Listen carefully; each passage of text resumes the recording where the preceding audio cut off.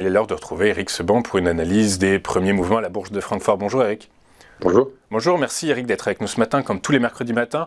Eric, comme vous nous l'expliquiez la semaine dernière, le DAX poursuit sur sa latéralisation. Est-ce que malgré la belle hausse de ce matin, plus 0,6% à 15 394 points, est-ce que ce mouvement sera suffisant pour éventuellement viser les plus hauts de cette fourchette de range ?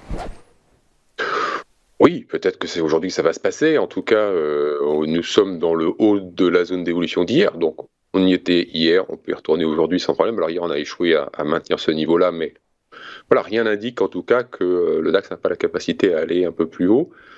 On voit bien que de toute façon, sur le plan du graphique, on n'a pas grand-chose à attendre en termes de messages d'indication, nouvelles en tout cas. On a juste pu constater que ce qui était anticipé s'est déroulé, que la tentative de sortie par le bas n'a pas fonctionné, que le DAX, évidemment, c'est forcément, après une absence de relais, repris et a réintégré la zone de range dans laquelle il évoluait tout le mois de février jusqu'à la mi-mars, au moment où il a essayé de sortir par le bas, et qu'à partir de maintenant, en effet, tout le monde s'imagine que, en tout cas pense, que s'il n'a pas réussi à sortir par le bas, il pourrait bien sortir par le haut. Bon, voilà, franchement, on n'a pas tellement d'indications sur sa capacité à sortir par le haut. Et de toute façon, je réitère ce que je disais il y a déjà plusieurs mois, à savoir qu'une sortie de la zone, que ce soit par le bas, que ce soit par le haut, pour moi, il n'y aura pas de relais parce qu'il n'y a pas les conditions pour pouvoir envisager ce relais. Le relais à la baisse, on avait expliqué pourquoi, protection des gérants, bon, voilà, donc pas de relais à attendre de leur part, pas obligé de vendre, et puis bon, pas se précipiter non plus pour acheter. Donc si on sort par le haut, on va se retrouver avec peu d'acheteurs, et puis bah, évidemment il y a des stops au-dessus, hein, depuis le temps que tout le monde voit la zone, au-dessus de 600, il y a forcément des stops, voire 700. Ça peut déclencher des accélérations, mais bref, parce que pour qu'on puisse construire quelque chose qui soit une nouvelle extension haussière, parce que finalement on fait que remonter depuis les bas de l'année dernière, on n'est pas très loin des niveaux de la fin de l'année précédente ou du début de l'année dernière, pas très loin.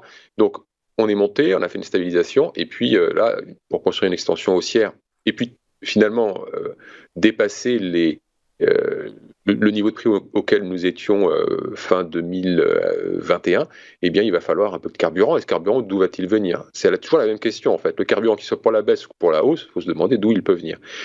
Eh bien, on n'a pas vraiment de réponse de ce côté-là. En tout cas, le seul élément de réponse que nous pouvons avoir, c'est que il ne faut pas attendre non plus les gérants de ce côté-là.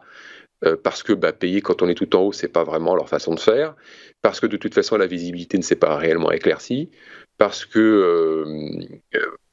seront pas là, tout simplement, ils seront pas là parce que techniquement c'est pas l'endroit pour le faire, sur le plan de chartiste aussi, et justement sur le plan de chartiste on manque cruellement d'éléments pour pouvoir faire des scénarios, parce qu'on n'a pas de visibilité, ils n'ont pas de visibilité, je parle des gérants, pour établir des scénarios moyen long terme, parce qu'il n'y en a pas. Sur le plan géopolitique, c'est toujours aussi flou. Sur le plan économique, genre l'inflation. Maintenant, on a le sujet ambiance et les banques. Donc, bon, voilà.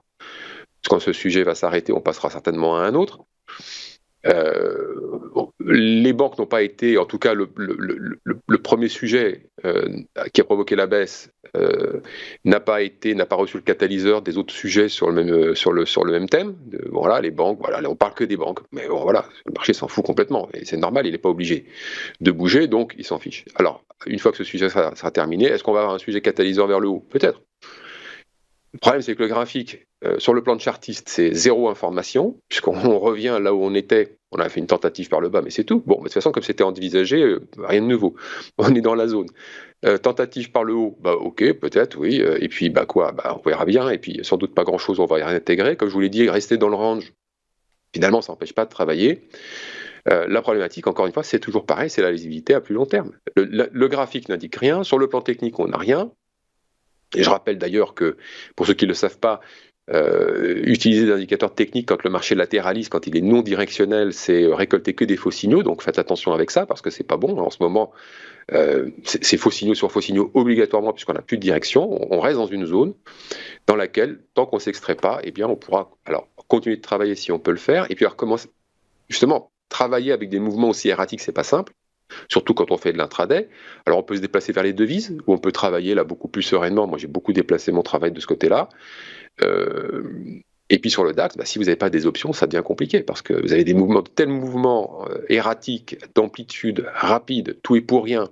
La spéculation se déchaîne, donc être là-dedans pour établir des scénarios à quelques jours, c'est très compliqué, sauf si on a des options. Parce qu'avec les options, justement, on va gommer ce bruit dû à ces mouvements, à cette spéculation qui se déchaîne, et on va pouvoir prendre le temps de voir si le scénario se réalise ou pas de façon beaucoup plus sereine, sans être perturbé par ces mouvements, parce qu'ils sont perturbants. En intraday, vous avez des mouvements d'amplitude puis plus rien. Enfin, c'est très compliqué à gérer un instrument financier qui bouge de cette façon-là. Et le problème, c'est que, a priori, rien ne m'indique que ça ne va pas continuer à durer comme ça. D'accord. Donc en ce moment, vous avez basculé votre trading plutôt vers le Forex, du coup, si j'entends. Ah oui, ça fait 3 semaines. D'accord. Écoutez, alors dans ces cas-là, on vous scindra votre rubrique en deux. On fera un chrono DAX et un chrono Forex. Les devises, c'est plus compliqué. C'est plus compliqué d'analyser toutes les devises avec leurs interactions qu'un indice. Mais non, c'est simplement que pour travailler en ce moment, c'est l'endroit où finalement on trouve on retrouve nos repères. Moi, en fait, j'ai mes repères pour travailler comme n'importe quelle personne qui opère sur les marchés. Quand on perd ses repères, on peut plus travailler. Ouais. Donc, il faut aller vers un instrument qui vous redonne vos repères pour pouvoir à nouveau travailler sans être perturbé psychologiquement. Oui, très clair, de toute façon, effectivement. Donc, a priori, si je comprends bien, le DAX, si on élargit un peu la fourchette, pourrait continuer à latéraliser entre 15 100 et 16 000 points. En gros, globalement, c'est même si la fourchette, l'amplitude de cette fourchette reste quand même assez importante. Elle est très importante et on peut travailler entre les deux bornes. La question, c'est comment est-ce qu'on met en place les scénarios, comment on tient les scénarios quand ça bouge dans tous les sens. Il y en a qui sont très solides psychologiquement, il y en a qui ont des repères pour ça, mais je vous dis de toute façon, les options, c'est fabuleux pour ça. Mais le problème, c'est qu'en France, on utilise très peu les options, on ne sait pas comment ça fonctionne, et c'est dommage parce que ça permet justement de réaliser des scénarios avec des amplitudes importantes, avec la possibilité de prendre le temps que le scénario se déroule jusqu'à l'échéance. Et comme justement ça bouge beaucoup, alors évidemment la volatilité est élevée, on est remonté, mais la volatilité n'a pas baissé, c'est-à-dire que les opérateurs restent un petit peu tendus quand même. Le sujet des banques, toujours le même.